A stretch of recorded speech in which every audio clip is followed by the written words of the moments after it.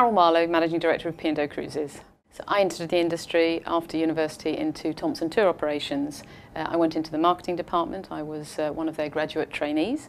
So I did some time overseas as a rep and then in one of the regional sales offices up in Yorkshire, and so got to know the business in that way.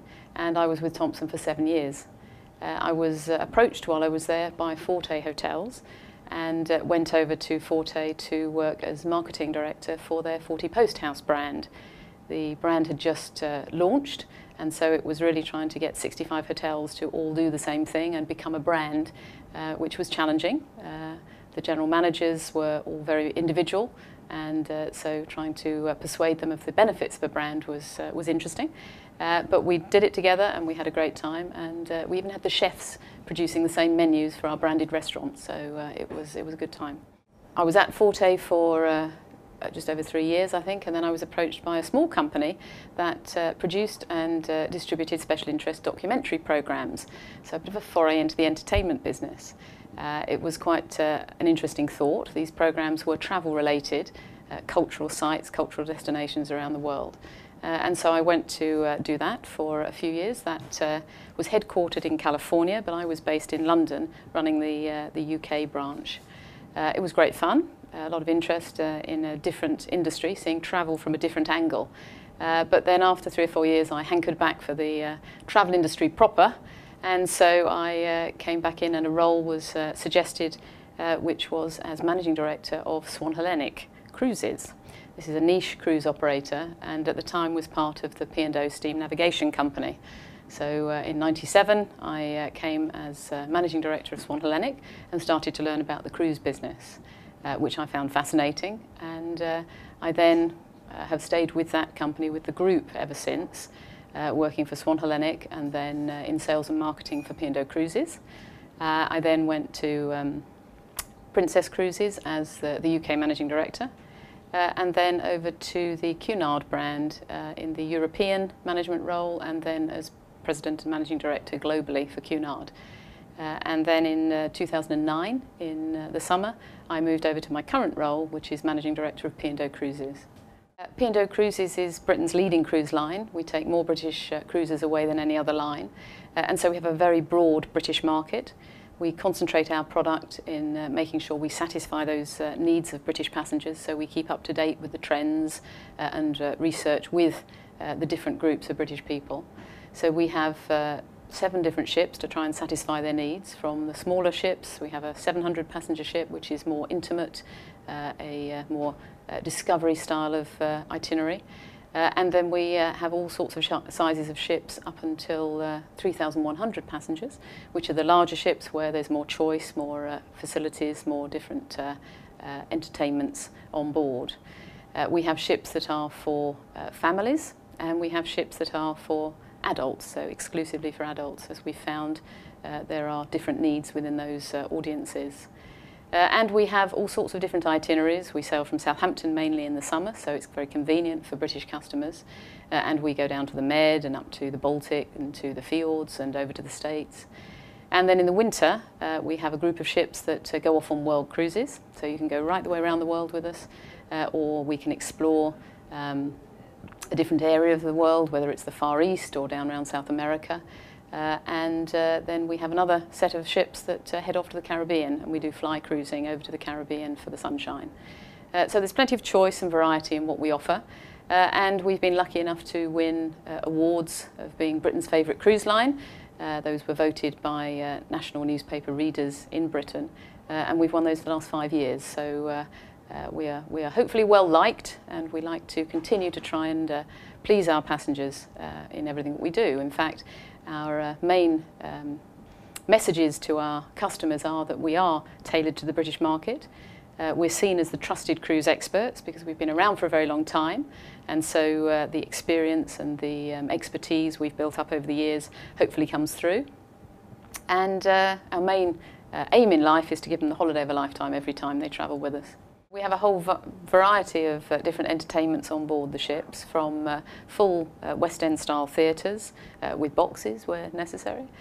We also have show lounges, a whole host of different types of bars, obviously different restaurants. So we have our celebrity chef restaurants as well as our main dining rooms. And we have the first fine dining Indian restaurant at sea.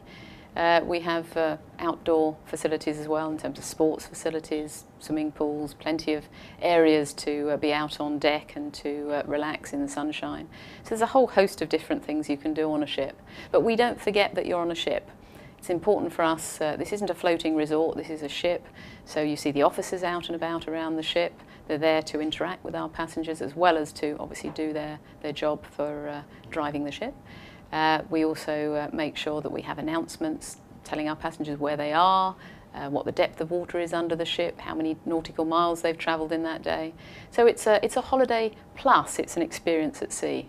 It's value for money, it's the quality of what we offer, and I think it's as more and more people find out about cruising.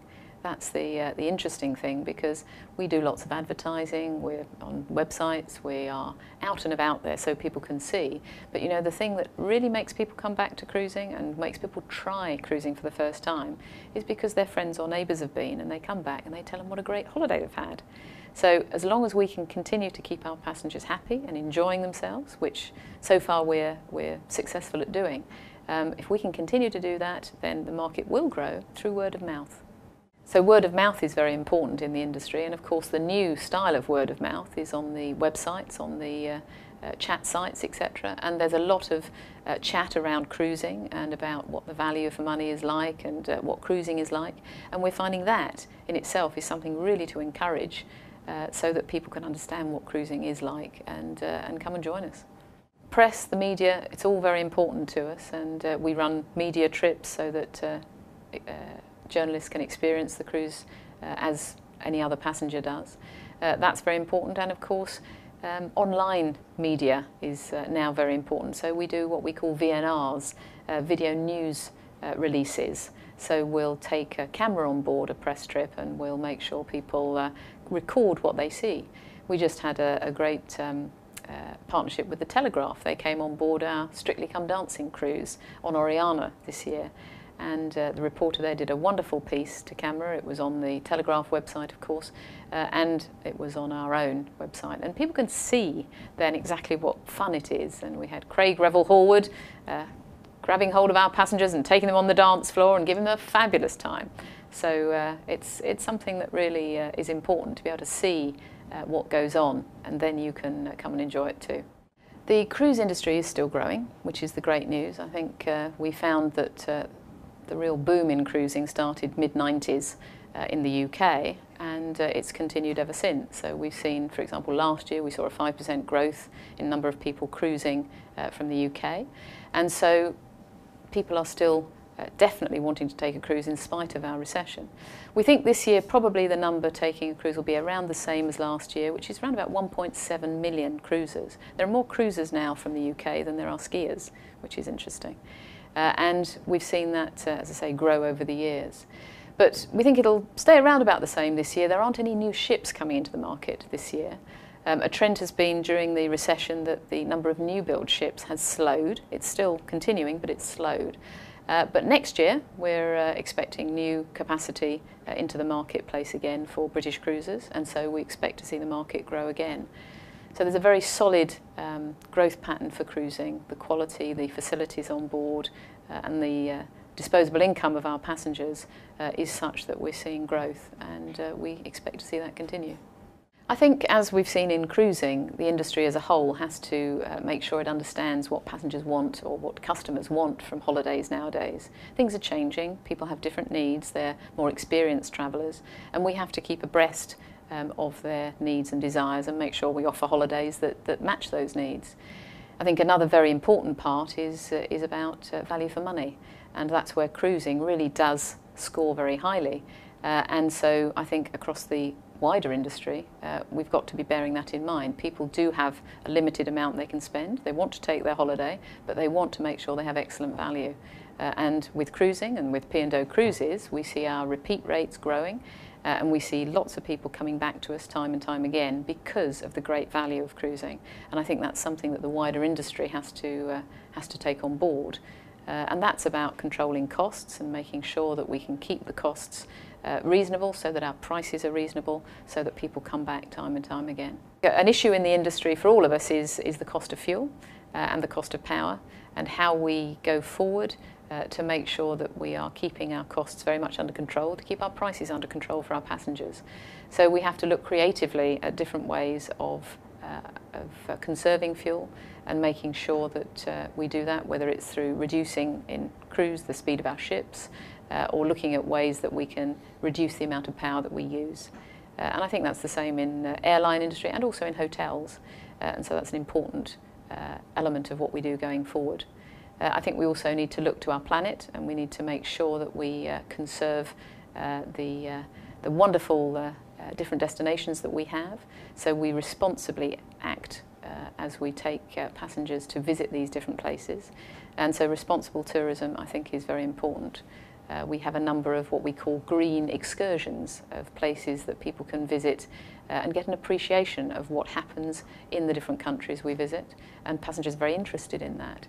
So I think working with our environment, working with our passengers and controlling the amount of fuel that we use has got to see us move forward in a very successful way.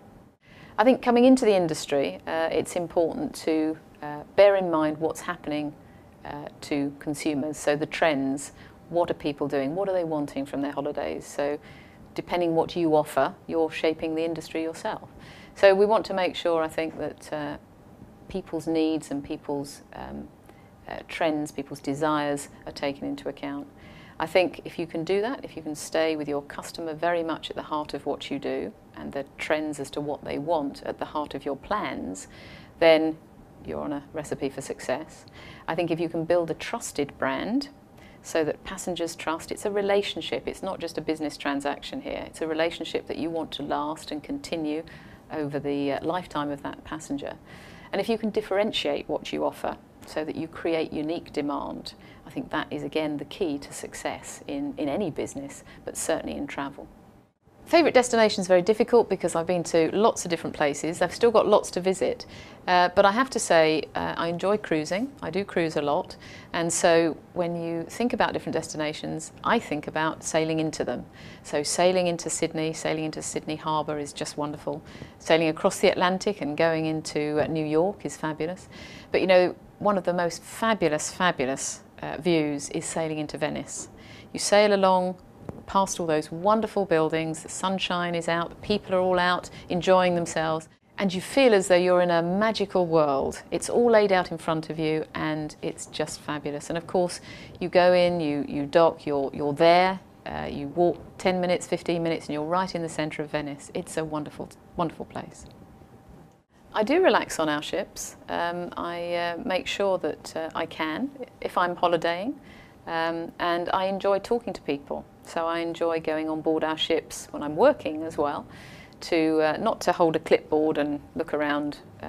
There's a place for that, of course, but I enjoy going on board our ships and chatting to people and just finding out what our customers think, what they're enjoying, what they think we should be doing more of.